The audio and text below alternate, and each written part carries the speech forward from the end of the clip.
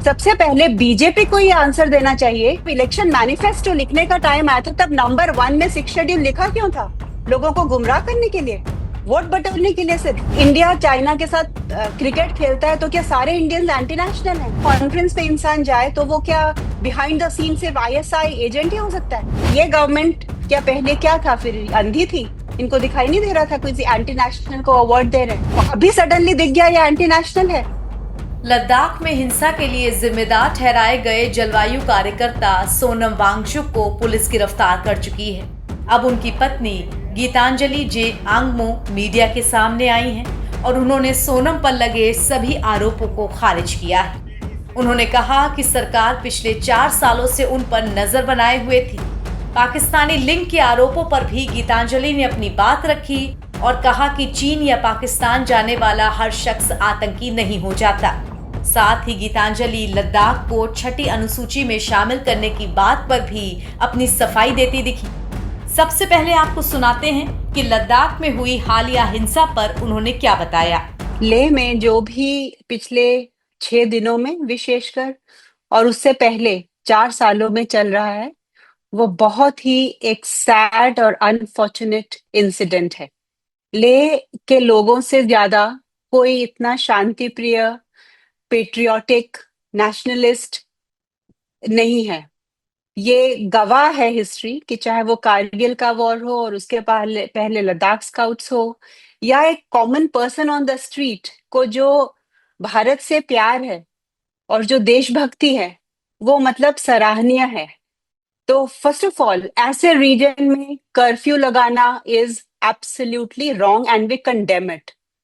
Secondly, इस curfew का ये कॉज बताना कि यूथ ने प्रोटेस्ट किया, ये second thing is what we condemn, because youth उस दिन शांति प्रिय तरीके से प्रोटेस्ट कर रहे थे। अगर सीआरपीएफ ने टीयर गैस नहीं चलाई होती तो ये एक बहुत पीसफुल प्रोटेस्ट होने जा रहा था, क्योंकि हमारे इंस्टीट्यूशन के स्टाफ और स्टूडेंट्स ने हमसे लीव मांग के वहां जाने के लिए रिक्वेस्ट किया था। और पिछले 5 सालों में और 10 सालों में जब से ये 6 शेड्यूल स्पेशली चल रहा है, ये हमने देखा है कि सोनम वांगचुक के नेतृत्व में जो भी अनशन हुए हैं, जो भी पद यात्राएं हुई हैं, वो एब्सोल्युटली गांधीयन तरीके से, एब्सोल्युटली नॉन वायलेंस को फॉलो करते हुए हुई हैं। सोनम वांगचुक सिर्फ एक साइंटिस्ट नहीं है, वो एक युवा पीढ़ी के इंस्पिरेशन भी हैं। उनको लोग सिर्फ ऐसे ही नहीं प्यार करते या इज्जत करते क्योंकि वो सिर्फ एक साइंटिस्ट हैं। साइंटिस्ट होने के साथ साथ वो ह्यूमैनिटेरियन हैं टू स्टार्ट विद। उनको लोगों के दर्द का पता होता है।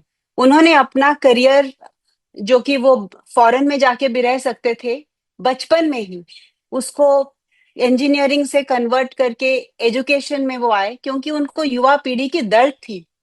उन्होंने अपनी पूरी जिंदगी ग्रास रूट लेवल में एजुकेशन पे काम करने में बिताई। जिस इंसान का लाइफ का मकसद ही हो कि वो युवा पीढ़ी को आगे ले जाए, इंस्पायर करे, वो फर्स्ट ऑफ ऑल ऐसे वायलेंट प्रोटेस्ट क्यों करवाएगा और उस पर ये क्यों दोष दिया जा रहा है? आज तक तो ऐसा कभी नहीं हुआ था। अगर सीआरपीएफ ने उस दिन टीयर गैस नहीं चलाई होती और ये सिचुएशन एस्केलेट नहीं हुई होती, तो ये कभी भी वायलेंस नहीं हो सकता था।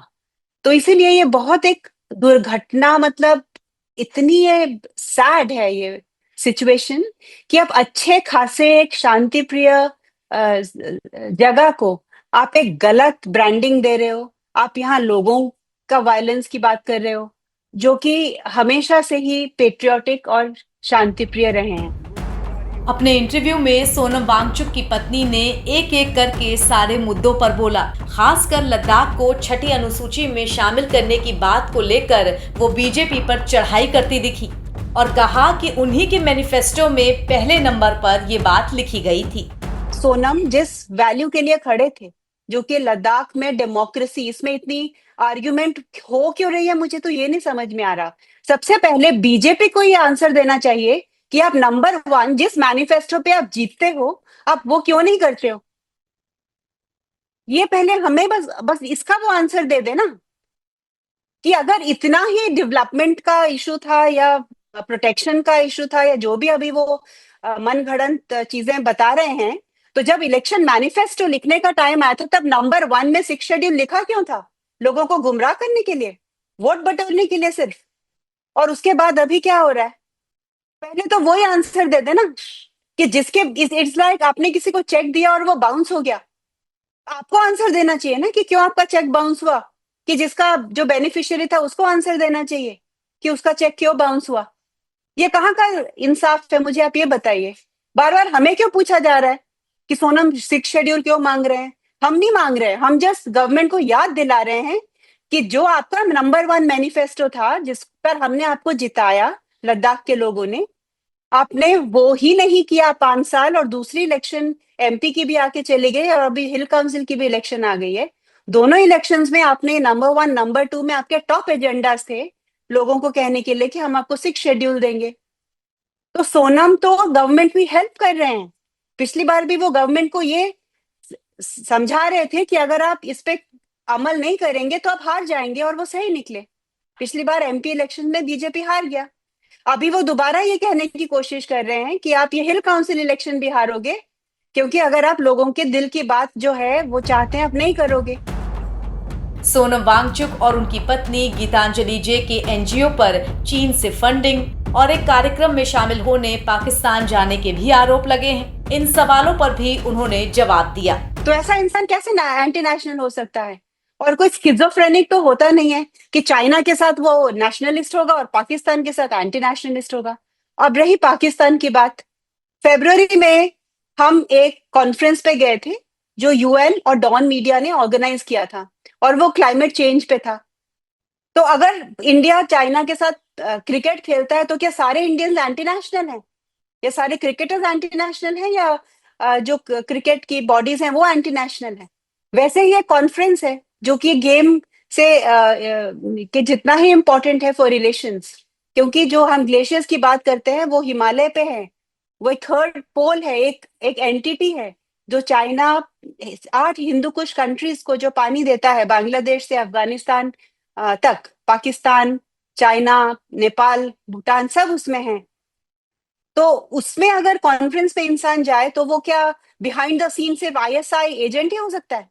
ये कहाँ का लॉजिक है और क्या एविडेंस है उसका? और अभी बता रहे हैं कि कोई पाकिस्तानी यहाँ आ गया, तो ये भी एमएचए को आंसर देना चाहिए कि क्यों प्रोटोकॉल हुआ, ब्रीच डीजीपी हुआ ने प्रेस सेफ्टी। कॉन्फ्रेंस में मैम कहा है कि पाकिस्तानी POA was in connection with mister Wangchuk, उसको गिरफ्तार किया गया है। Absolutely balderdash, absolutely wrong and false. Okay, absolutely, and we condemn it to the core. Because my question is this: a person who is working for environment, who's working for army, who has given up his career to work at the grassroots level for the youth, who is recognized by the world, by India, forget the world and India, इस very government ने हमें एक ministry of energy, mister R K Singh जब energy minister थे, उन्होंने हयाल को first prize दिया to make passive solar heated buildings, जो कि आर्मी यूज कर रही है। इसी गवर्नमेंट, ये गवर्नमेंट क्या पहले क्या था, फिर अंधी थी, इनको दिखाई नहीं दे रहा था? कोई एंटी नेशनल को अवार्ड दे रहे हैं। मिनिस्ट्री ऑफ ट्राइबल अफेयर्स ने स्कॉच अवार्ड दिया फॉर आइस टूपर्स, तब नहीं दिखाई देता था कि ये एंटी नेशनल था? इतना वीक है इनका इंटेलिजेंस सिस्टम, और अभी सडनली दिख गया ये एंटी नेशनल है, क्योंकि यही एक आदमी है जो इस मूवमेंट को आगे ले जा रहा है और ये फेस है इस मूवमेंट का। पर ये मत समझिए कि सिर्फ सोनम वांगचुक 6 शेड्यूल चाहते हैं, पूरी लीडरशिप सोनम वांगचुक के पीछे है, हर लद्दाखी सोनम वांगचुक के पीछे है, और पूरा देश सोनम वांगचुक के पीछे है, क्योंकि वो जस्ट लोगों की आवाज गवर्नमेंट तक पहुंचाते आ रहे हैं, वो जस्ट एक रिप्रेजेंटेटिव हैं इसकी। बता दें कि गीतांजलि जे आंगमो भी एक सामाजिक कार्यकर्ता हैं। बीते दिनों लद्दाख को पूर्ण राज्य का दर्जा दिलाने के लिए सोनम वांगचुक भूख हड़ताल पे बैठे थे। उनकी सेहत बिगड़ी तो युवा सड़कों पर आ गए और प्रदर्शन हिंसक हो गया। पुलिस के साथ झड़प में कम से कम 4 लोगों की जान गई और कई इमारतों को आग के हवाले किया गया। इसके बाद सोनम वांगचुक को पुलिस ने गिरफ्तार किया और उन्हें राजस्थान की जोधपुर जेल में रखा गया है। अब इन्हीं सब पर उनकी पत्नी गीतांजलि मीडिया के सामने आई हैं और अपना पक्ष रखा है। नवभारत टाइम्स की रिपोर्ट।